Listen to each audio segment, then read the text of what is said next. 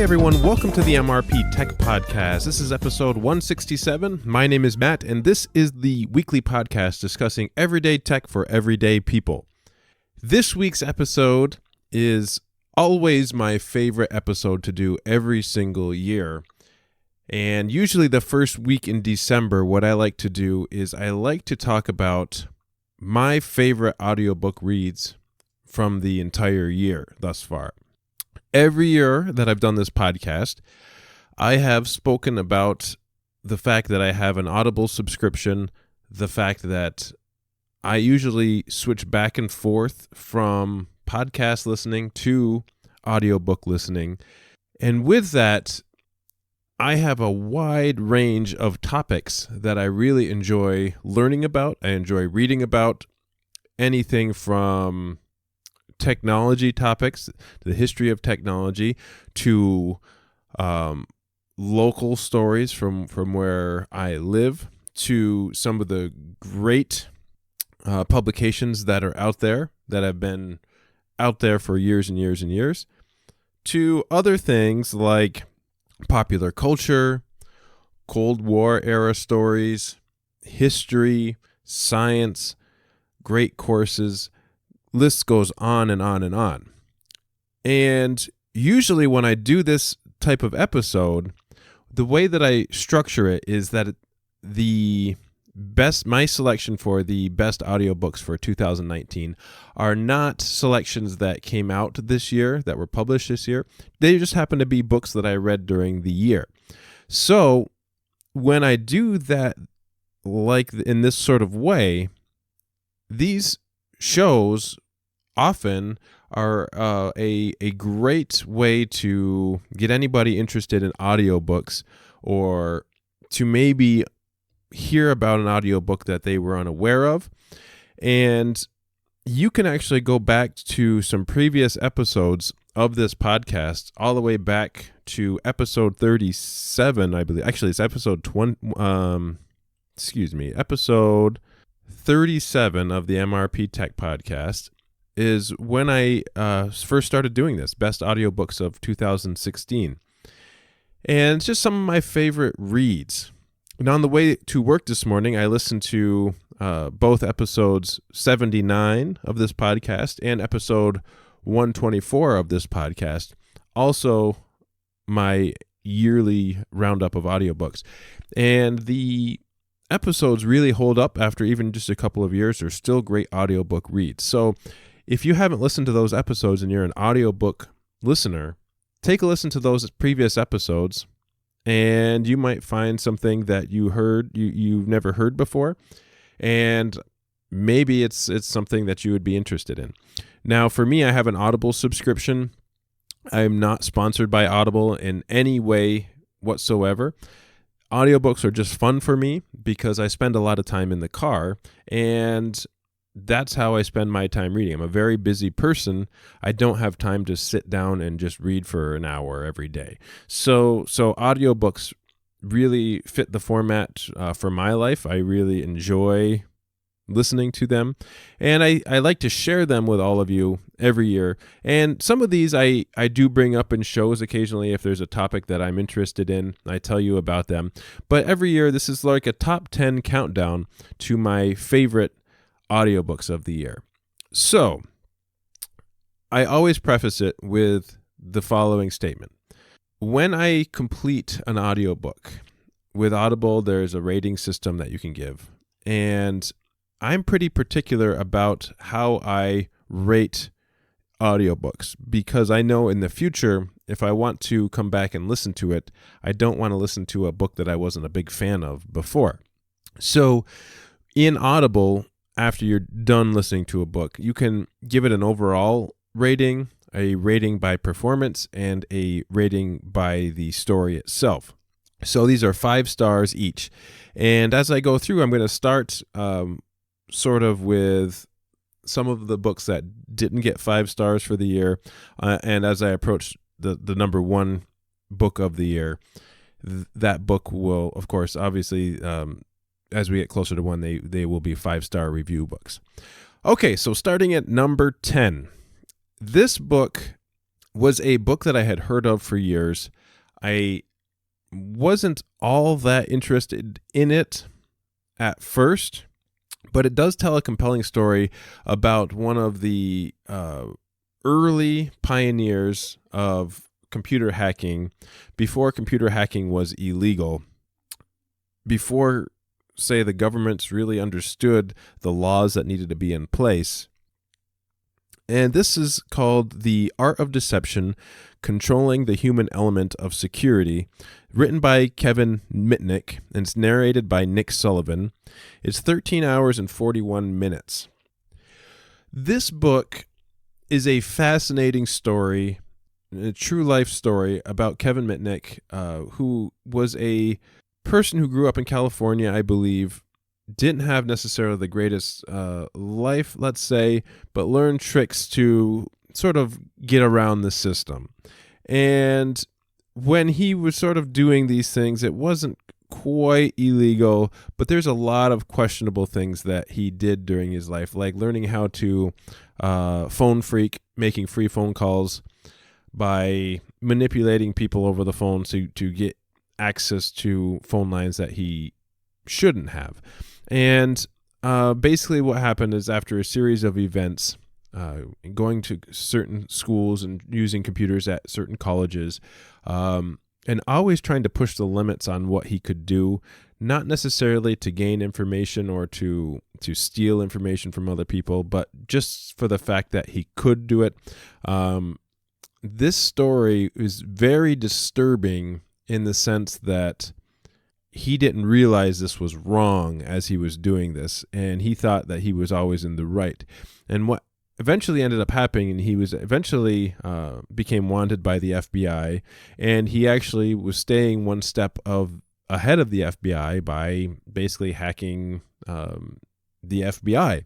And there was a whole process in the book, and I'm not going to get into spoilers. I won't give the book away, but basically, eventually he did go to jail, and there was this movement in the country that was the basically the Free Kevin movement, which many people thought he was wrongly incarcerated. He was eventually released, and now he is a security expert who travels the world talking about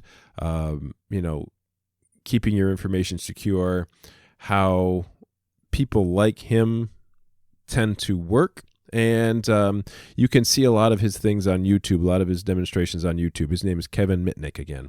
So the book itself, it's a compelling story. I gave it an overall 3 stars. The performance, I gave 3 stars, and the story, I gave 3 stars. It was a fascinating read, and the narration was pretty good. The thing that I didn't like about it was that it was spun in a way, and it was written by Kevin Mitnick, so it's spun in his point of view about his whole entire life. And there was definitely some stretching of the truth in the book, and it was definitely very opinionated, and I wish we would have got a little bit more of the other side of things from like the law enforcement side, because there were so many points at which you could have, when he was working on something or hacking something or manipulating someone, there's so many points where he should have just said this is enough and should have stopped, but he couldn't stop, and he kept going and kept going and kept going, and ultimately he paid the price for it. So it's a very interesting book, not at all about really controlling the human element of security, but even though it's labeled as that, it's more of a biography of Kevin Mitnick. And if you're interested in crime in any way, or if you're interested in computers or any way, it's definitely a good read to check out. Number 9 is a book that I talked about on this show probably back in January. And for me, it had a lot of local impact, and I talked a bit about the Showtime series Escape at Dannemora, produced by Ben Stiller. And this book is a great reading of all the information on what happened at the what's now kind of a world famous prison break at Dannemora Correctional Facility in Dannemora, New York, which literally was 10 miles from my house. And when I talked about it on the show, I basically, there's nothing special about my experiences with that escape because everybody in my area went through something similar. But having an avenue of being able to talk about it on a podcast, I felt that it was an interesting topic to talk about. And when the series came out, I sort of talked a little bit about the series and a little bit about the actual events from what we heard as being local. This book, Wild Escape, The Prison Break from Dannemora and the Manhunt That Captured America, written by Chelsea Rose Marcius, narrated by Christopher Price and Lisa Stathopoulos, 6 hours and 52 minutes, released on March 20th, 2018. This book is, and I read a few different books about the prison break, and this book was probably the best written out of all the books on the topic. And I'm not going to say titles, but there are a couple of other books, and there's one in particular, and I can't think of the name of it off the top of my head which one it was. I actually had to return the book.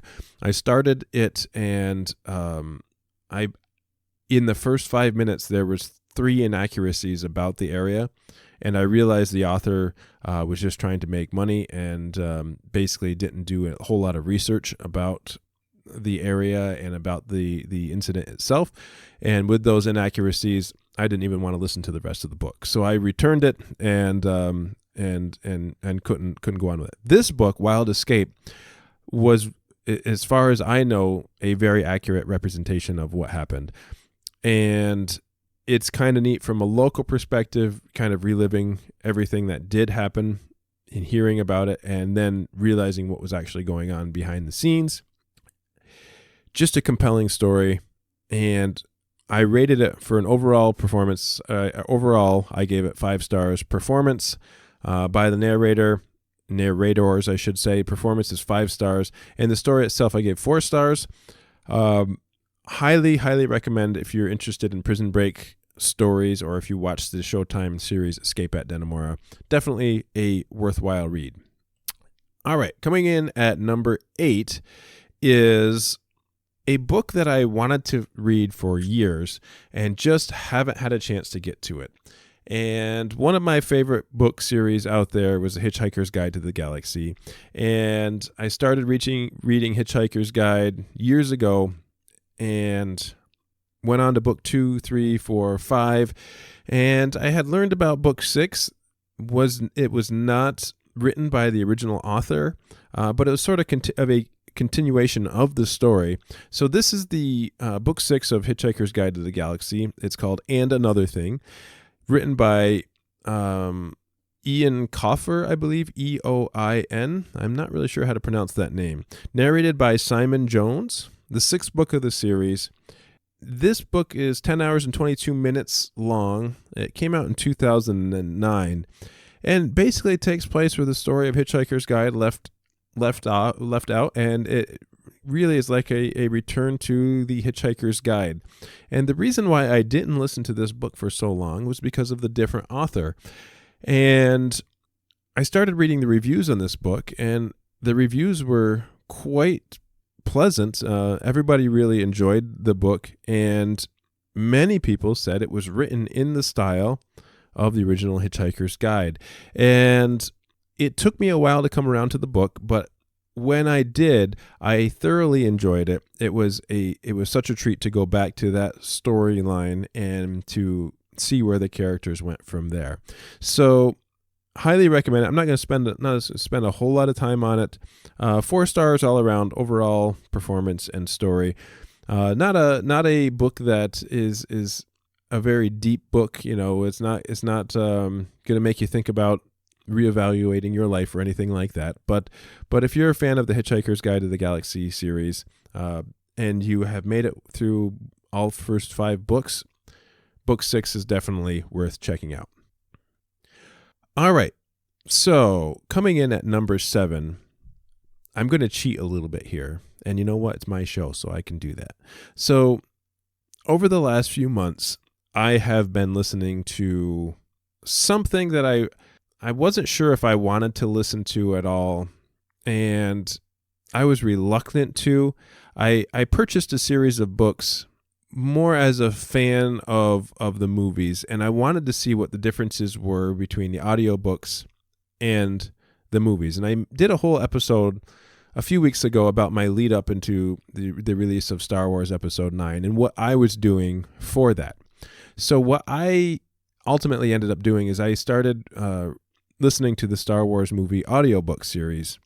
And there are like, I don't know, 40 or 50 audiobooks in the Star Wars universe. And I'm not interested in reading them all. I started with a couple of them that are like prequels to the first movie, because I wanted to get a little more background information.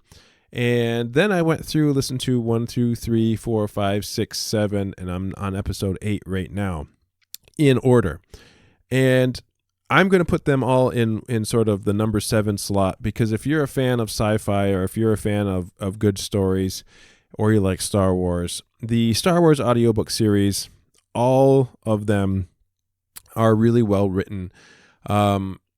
I have to say that my favorite out of all of them was episode 3. I think it was the best written. It had the most background information, and there was a lot of narration of how the characters felt, how the characters were sort of evolving, that wasn't in the other books. So if you read any of them, I would recommend episode 3. My least favorite of the series was episode the re-releases of the original episodes 4, 5, and 6. Episode 5 was written in a mind frame for, let's say, a child, and I didn't really care for that style of writing.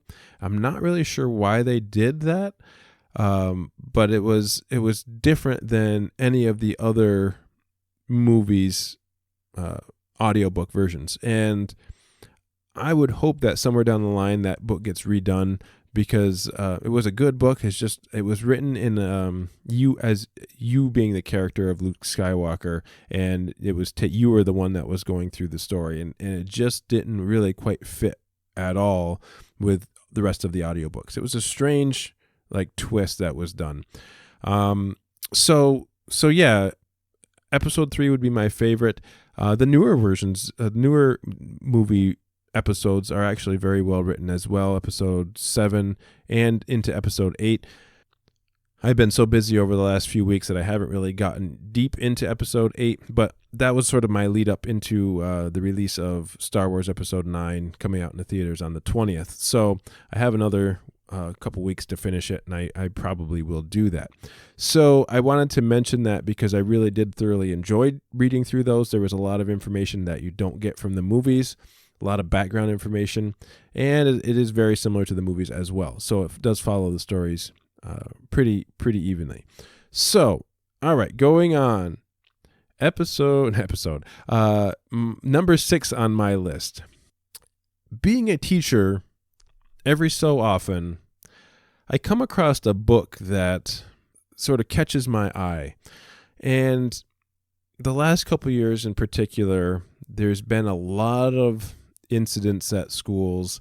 There's been a lot of uproar in the media about mental health, about how that stigma has been around for years, and people haven't been able to get the help that they need to get in order to feel better, be able to interact in society better, and that type of thing.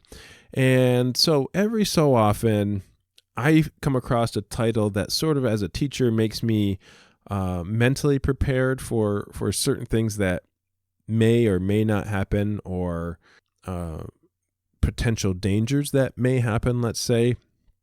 And to give you an example, several years ago, I read a book on active shooter situations and what you should do during active shooting if you were ever to be a part of it, where you should go, where you shouldn't go, things to watch out for, that type of thing. And just because this is the world that we live in.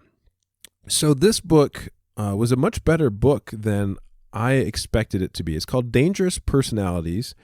An FBI profiler shows you how to identify and protect yourself from harmful people. This is by Joe Navarro and Tony Sciarra Pointer, Poynter, narrated by Stephen Hoy. It's a quick read. It's 7 hours and 58 minutes. This book is a 5-star book all the way through. A great premise.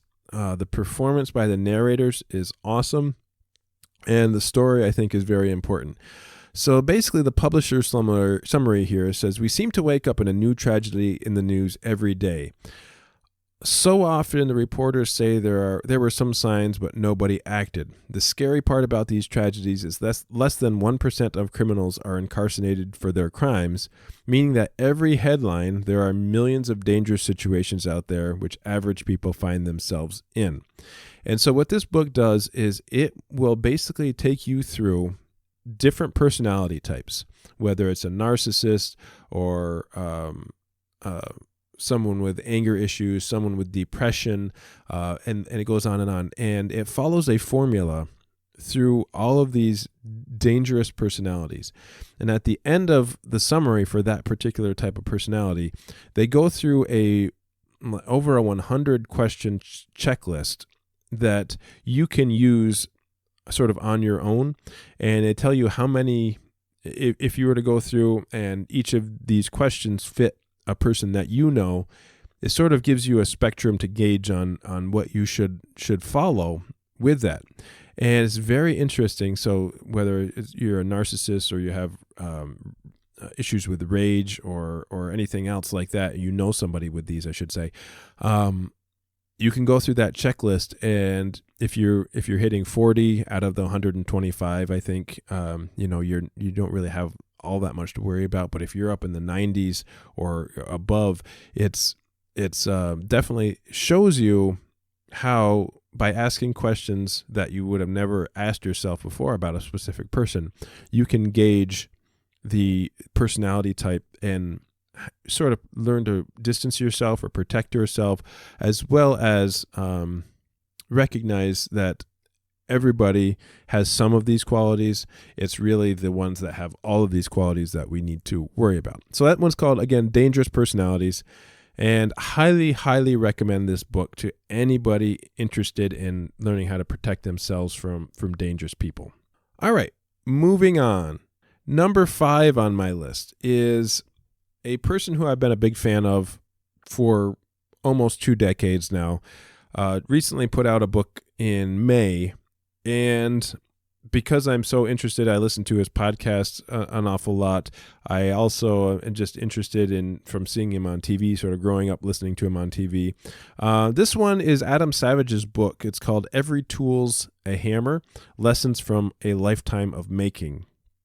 Written by Adam Savage, narrated by Adam Savage. So it's kind of fun to whenever you have a chance to have an author narrate a book. A lot of times they put more effort into it, and you can really get the real life sort of style from listening to them. So I've been a fan of Adam Savage's for years and years. I'm not necessarily a maker, but I respect what it takes to be a maker, how much work and preparation and the improvisation it takes to be able to make something and make it be good, and to go off and showcase that at various events and things like that, or the idea of a maker space where communities get together and have a space where people can build things. So Adam Savage, obviously, he is one of the world's most well-known makers. He's built thousands of projects, special effects for movies, co-hosted on Mythbusters, that type of thing. And this just is a long list of experiences he's had in his life, where he started, his setup for his maker space, tools he likes to have in certain places, interactions with working on movie sets, lots of different things like that. So it's sort of the experiences and the failures along the way that he's had that have made him who he was today. It's a really great read. This is, again, 5 stars all around, 5 stars for the overall, 5 stars for the performance. Adam Savage does a great job narrating, and 5 stars for the story of the book as well. Okay, now coming in at number 4 is basically pure escapism at its best, similar to listening to the entire Star Wars catalog. This was a book that I avoided for a long time, and I heard great things about it. And the name of the book is called Fuzzy Nation. It's written by John Scalzi, narrated by Will Wheaton. Everybody loves Will Wheaton. And John Scalzi does the introduction to the book. 7 hours and 20 minutes. It was a very quick read. This is a reimagining of a 1962 book called Little Fuzzy. And basically, John Scalzi went to the estate of the author, asked if he could rewrite it in a more modern way. And it's a really interesting story. It is science fiction, but it also has like premises of things here on Earth, like things like destruction of natural resources and that type of thing. But in this case, it's taking place on another planet somewhere else, where they're basically strip mining for a particular valuable jewel that is managed by these companies. And they come across a life form unexpectedly that basically, as a mega corporation, they just wanted to keep doing what they were doing. But as soon as this life form is found, then there's this investigation that has to be had, and it's just kind of like a story of damaging the rainforest type of thing, or just destruction of natural resources in a way that is put outside of our everyday life perspective. And I avoided this book for a long time, and I heard how good it was. And when I did finally read this book, it was a great read. It was really enjoyable. The narration was awesome. Again, this is Fuzzy Nation, and narrated by Will Wheaton. 5 stars all the way around. Really great read if you're just looking for a quick read where you're looking for a good story, let's say. Back to reality with number 3. In the past, I've always been fascinated by history and learning from events in the past, and going back and reading about people's lives from years ago. We hear about the Greatest Generation, World War II, that type of thing. We also hear a lot of Cold War stories, and there's a lot of really fascinating stories that are out there. And I think I brought this up on a show too. It's called Operation Overflight, a memoir of the U-2 incident. This was written by Francis Gary Powers and Kurt Gentry, and it was narrated by John Lindstrom. 14 hours and 26 minutes. Now, this book, Francis Gary Powers was a pilot, U-2 pilot, and he was in the 60s carrying out operational flights over Russia when the U-2 was basically non-existent, and it was flying above 80,000 feet, I believe, and basically carrying out these secret flights over Russia again and again and again, and until Russia actually started finding out about these, and they started coming up with ways to actually take the U-2 planes out of the air, because they were flying so high, even missiles or rockets or whatever could not take them out of the sky. So eventually he was shot down, he was captured, he was put on trial, and it's a fascinating story about the Cold War tension between the United States and Russia, and about politics that were involved, and how one country would not trust the other country, and they were assuming the worst was happening, but really there was a plan for his release that was sort of in the works. Francis Gary Powers didn't know that, so he was basically interviewed every day, in and out every day, about what he knew about the United States. He had to stick to a story, and the things that he went through to, number one, be away from his family for so long. It's just a really exhilarating suspense story with a really great ending. This book was originally published in 1970, but this audiobook was put out in 2015. And so it's a really fascinating look at the U-2 spy plane, and with a true Cold War story. So this was 5 stars all the way around, 5 stars for overall, 5 stars for performance, and 5 stars for story. Highly recommend it if you are at all interested in history. All right, we're getting close to number 1. This is number 2. This book, again, is a relatively new book. It was one of the only times I had reserved a book on Audible before it came out.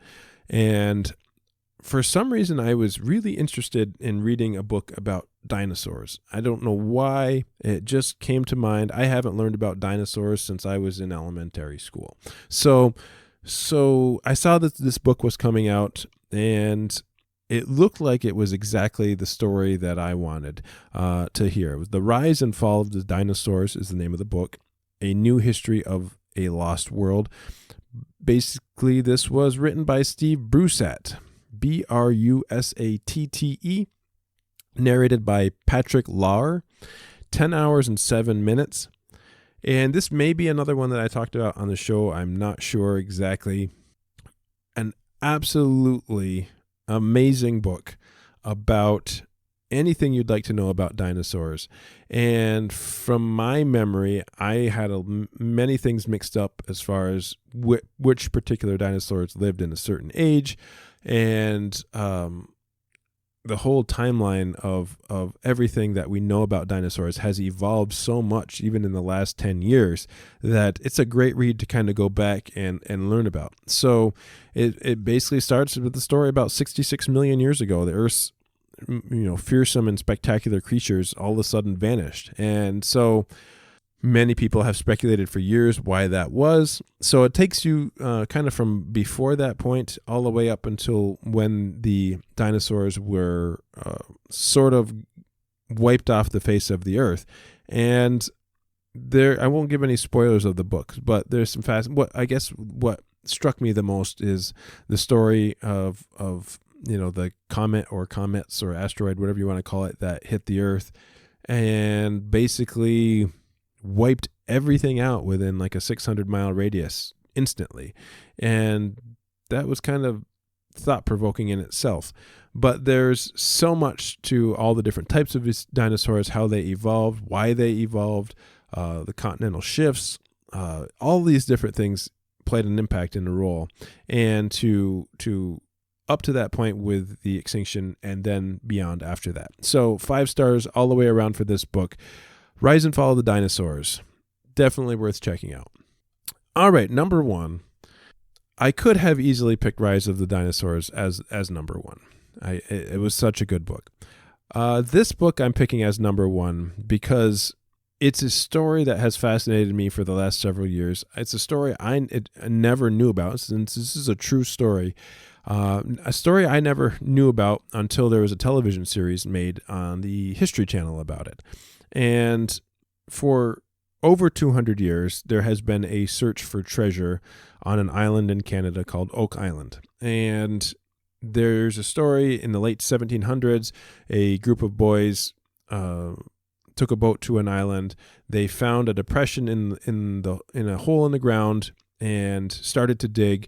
They came across wooden logs. They thought that it might have been an abandoned pirate's treasure or something along those similar lines. And I'm sort of speaking out of context here because I don't have all the information in front of me. But they ended up digging a very deep hole, and every 10 feet they would come across a new set of logs and a new set of logs. And there is so much evidence that something had happened on this island, and people had been trying to figure it out for 200 years.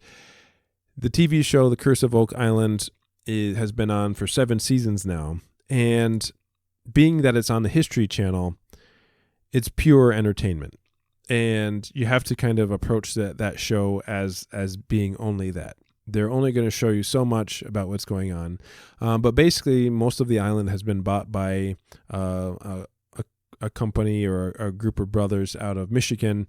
They are now spending the summers there, sort of doing the research and trying to figure out what is actually factual, what is myth, and what the real story is. Now, these guys are multimillionaires. They have one of them owns a wine company, had an energy company as well. So he's multimillionaire. It's probably a tax write-off for them, to be honest. But there's some compelling finds that they have found. Lots of history has been uncovered. Lots of links to other places in the world like France and England. And so something has happened there. So the story about a buried treasure there of vast amounts has always been an interest to the locals there and to anybody who comes across it. This book is a recent publication. It was released on March 19th of last year. It's called The Curse of Oak Island, The Story of the World's Longest Treasure Hunt. Now, this book is written by Randall Sullivan, narrated by Braden Wright, 16 hours and 37 minutes long. This book takes the story of Oak Island away from the TV show and just gives you a timeline of all the search efforts that have happened and a timeline of all the events that have happened, where they've looked, the things that they've found, why this is such a compelling story from the 1700s, and why they think that there's actually some legitimacy to this story and that it's not just a fox hunt that is never going to end. So The Curse of Oak Island is a great story. If you've never seen the TV show is not great by any means. It's a show that I love to hate to love, I guess you would call it. I watched the show. The narrator on the show is absolutely terrible, but so bad that it's good in most cases. The book narration is excellent, and I encourage anybody who's interested in treasure hunts, even if you're interested in fantasy treasure hunts, this is sort of a inspiration. There's also a lot of history involved in this book. You're talking about things like the Knights Templar. You're talking about things like the monarchy in England, the monarchy in France, what could have led up to the Civil War in the United States. So there's a lot of links there, and there's a lot of possibilities of what could have happened, and it could have involved Spain and some of the pillages in South America that were happening.